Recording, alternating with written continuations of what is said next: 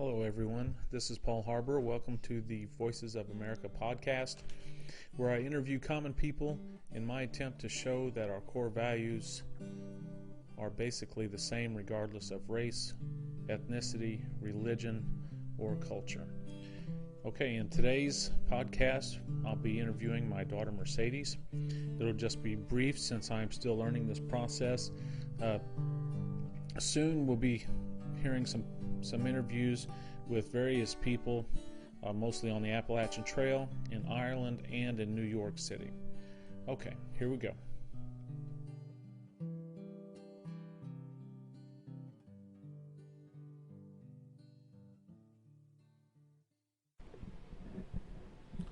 Okay, this is Paul Harbour with Voices of America podcasting, sitting down to interview my oldest daughter, Mercedes. All right, Mercedes, what's your full name? My full name is Krista Mercedes Harbour. Yeah, and when were you born? May 5th, 1991. Do you know where? De Pere, Missouri. Yeah, it was. Yeah. I was just thinking Indiana, but it wasn't. It was in Missouri, De Pere, Missouri. Mm-hmm. Okay, so you're 22. Yeah, getting ready to turn 23. 23 soon. And are you excited about that? Kind of, but not really. Why? There's nothing really to look forward to on your 23rd birthday. You already went to the bars. Yeah. You're already 18, considered an adult. You already have your driver's license. There's nothing really exciting about 23. Yeah, nothing much left to look forward to. No. Yeah, and so where are you at right now in life? I took a break from college, but I'm going for social work. I'm considered a junior, I guess, in the social work program. Yeah. When do you plan on going back? This fall. This coming fall? Mm-hmm. Is that for sure? I'm pretty sure. Yeah, I hope so. I'd like for you to get done with that. In the background, you can hear my stupid cat running around playing. All right. He's just having fun. So, when you were a kid, what was one of your favorite things to do? I don't know. We did a lot of stuff. I liked going to Missouri. I remember going to Six Flags for the first time. That's fun. And then you wouldn't let me skip any of the roller coasters. I was scared to death because I hate heights, but it turned out it was pretty fun. So, I really don't mind roller coasters. Yeah. And how old were you then? Do you remember? Because you had to be tall enough to ride the roller coasters. I don't know. Colton was tall enough to ride. Mm-hmm. I can't remember if we had Chauncey yet or not. I don't think we did. I think we did. We had to have. Yeah, I think we did, but Chauncey didn't go. Mm-mm. Yeah. And what about vacations? What was one of your earliest vacation memories? Well, of course, I remember going to Missouri all the time. And I can't remember if we went to Six Flags first or if we went to North and South Dakota first. Oh, we went to South Dakota first. That was fun. Yeah. What was that like? It was... I remember going to the Cosmos Mystery Area. Yeah. That was a blast. It was weird because we have pictures where I was taller than Colton, and then we switched sides and he was almost as tall as me, and yeah, people were sitting on the edge of the walls, and it was weird. I remember him getting mad and crying because you was taller than him or something. I remember him getting mad about it. It's like he would get mad that everything was a competition for him. Yeah. Now, you've been to South Dakota 3 times. 3? Yeah. Once, I think when you were around, I want to say 5 or 6. How much older than Colton are you?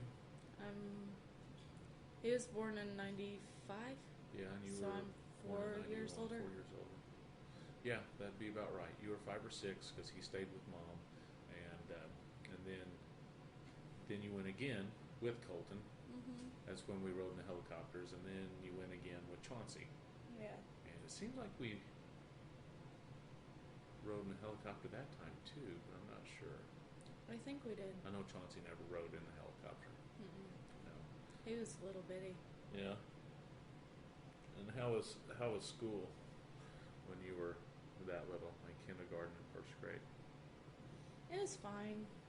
I got in a lot of fights, I guess. Pulling people off the slide. Yeah, I remember that. And you slapping some kid for talking, Yeah, he interrupting you while you were talking. That was twice. You know, I've got you and 2 boys, 3 counting my stepson, and by far you have been the most violent of all of them. Why do you think that is? I don't know, because I was protecting everybody else. Mostly. Well, not when I was little, I guess, but... Do you feel like that was your duty? Yeah. Why is that? Because Colton was too little to protect himself against the kids that were my age. Yeah. And they always made fun of him. So... What did they make fun of him for? His speech impediment. Oh, yeah, he did have that. He's grown out of that. Mm-hmm. Yeah. Yeah, he doesn't have it anymore. But what would he do when they would tease and make fun? cry. Oh, yeah? Mm-hmm. But then the time at the bus stop, we both jumped on that Trevor kid. Yeah. Yeah, I remember that. And then we about got kicked off the bus, but the principal kind of overrode that decision. Yeah, I don't remember who called me on that, but the principal called me. It was Mr. Russell at the time. Yeah. Mm-hmm. Call me because you guys got kicked off the bus? We were going to be. Mm. It was down at... You wound up not getting in any trouble, though, did you? Mm-mm. I didn't get in any trouble. We went to the office and he said, well, you're not in trouble this time, but don't do it again. Yeah. And then he sent us out. Yeah. And the Trevor kid, whenever he was going out and we were going in, he actually said that he deserved it and that he was sorry. Yeah, he definitely deserved it. He was a butthole. Yeah. He was throwing rocks at you guys. Mm-hmm. Making fun of Colton. I don't remember if he was making fun of me, but I didn't care about that. I just cared about Colton. Then a couple years ago, this happened again when you walked in that one boy's house and punched him in the face. Now that really... The bus stop thing, I was fine with because I thought that needed to be done. But this last thing, Yeah. man, that stressed me out. So what happened with that? Nothing. I walked in. What caused it? He wouldn't leave Colton alone. I don't remember what it was about, but he wouldn't stop. And I went down there, knocked on the door. Scott answered and called Chris down there. And once Chris got down there, I said something. I can't remember what I said, but I yelled at him and then punched him in the face and ran back to my car. Where in the face did you hit him? It's like right under his eye. Yeah, did it black his eye? No. That's too bad. I know. I wish Yeah. it did. What did he do? Did he stumble backwards or? Yeah, he kind of was in shock. Yeah. Yeah, he didn't expect it at all. His face was hilarious, though. Yeah. And then that is Scott funny. yelled at me. Yeah, I remember him. Yeah, I Yeah, didn't getting like him. all upset and calling me. But yeah, nothing came of it. It was fine. Yeah. The when it comes to the family, we have a great big family. What's one of your favorite memories of all that? You know, growing up, or Christmas, or holidays, or any of that stuff.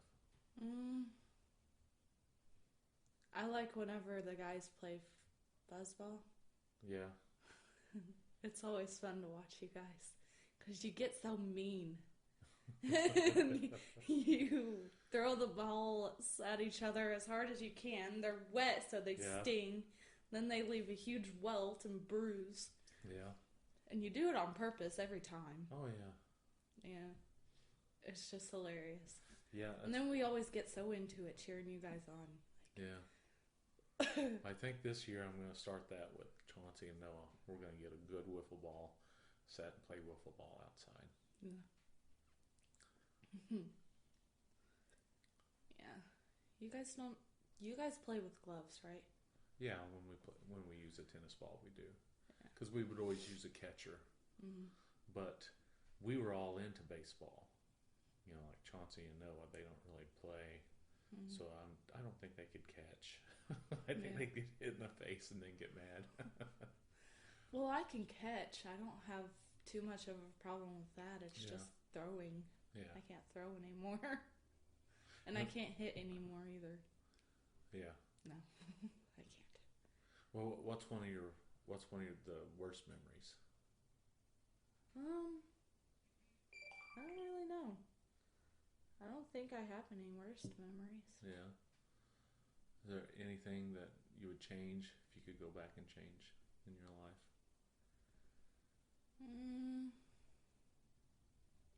Well, whenever I went to the pageant. Yeah? Yeah. Well, how would you change that? I would have you go up with me. For the, I don't know, because they had the guys go up with the daughters or whoever go up with the daughters. Uh-huh. And I would have you go up with me. Why? Who went up with you? I don't know. Some guy in a uniform. Oh, I know what you mean. Mm-hmm. Yeah, because that guy was there to go up with the girls. I don't know. I don't know what was going on because I would have gone up there with you. I think maybe they kind of talked to us like maybe I wasn't supposed to, or I'm sure I wasn't dressed for the occasion because we didn't know anything about it going in. Yeah. So maybe I that think was the that's case. what it was. Yeah. Yeah. That was different. They really make a lot of money off those pageants, don't they? Mm-hmm. And I'm sure they sucker a lot of parents just like your mom and I into it was doing fun it. though. Yeah. I had fun. And thank God it wasn't one of those glitz pageants. I wouldn't have done that. Yeah, it's gotten way out of hand, hasn't it? Yeah. Little toddlers looking like they're 25. Yeah. It's weird. So, social working, why social work? I just want to make a difference. Yeah, and how will you be able to? Just helping people that can't help themselves or don't know how to help themselves. Yeah. I don't know. Like, if I see a homeless person, then it always makes me feel kind of guilty. Mm-hmm. And then if I was a social worker, then I would be able to help those people and I wouldn't feel as guilty. Yeah. Yeah, I really want you to get that degree. Mm-hmm. You know, in teaching, like your mom and I and your stepmom and I, all being teachers, I see the need for good social workers. Yeah. People that'll get involved, because there's so many times that the kids, you know, there might be a whole family that would help themselves if they knew how, but they just don't know how, or they don't have the literacy to help themselves. And yeah, it takes a good advocate to help them out, because being teachers, we're kind of bound. There's some things, some lines we can't cross.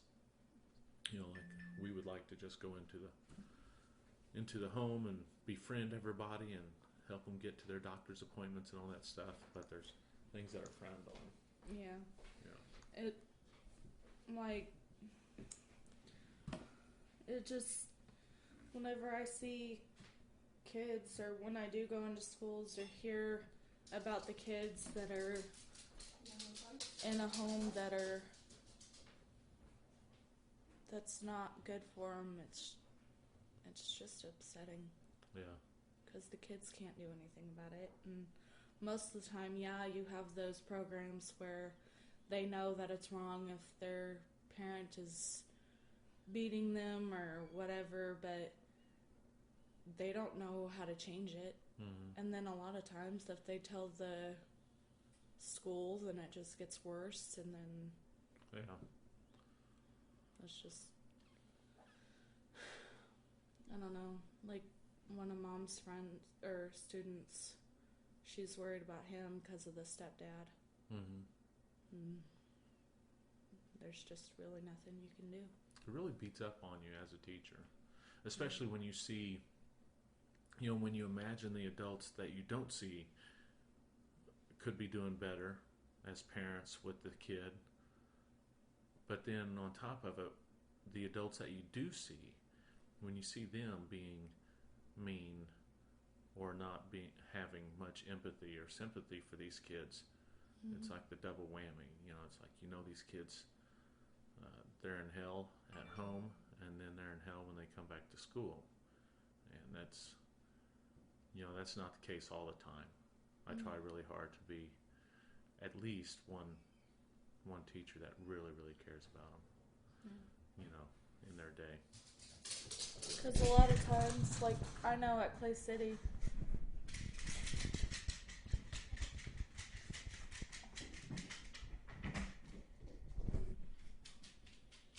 in Clay City when a kid acted out or smelled bad or just didn't take care of themselves, they always blamed the kid. Mm-hmm. It was kind of their fault, and they were the ones punished, and it's not always the case that they're the ones that don't want something to change. Yeah. Because a lot of times they're embarrassed, but they can't do anything about it because they don't have any water at home, or they don't have any means to wash their clothes, or... Right. Yeah, it's never the kid's fault, is it? I mean, really. Yeah. It really isn't. When you think about who's in charge, Mm-hmm. it's the adults. In the end, it's the adults. If these were adults living on their own home, it's their fault. But anytime they're at home, it's someone else's, really. Yeah. Okay, well, I'm going to stop this. Thanks for the interview. You're welcome. And I love you. Love you. And okay.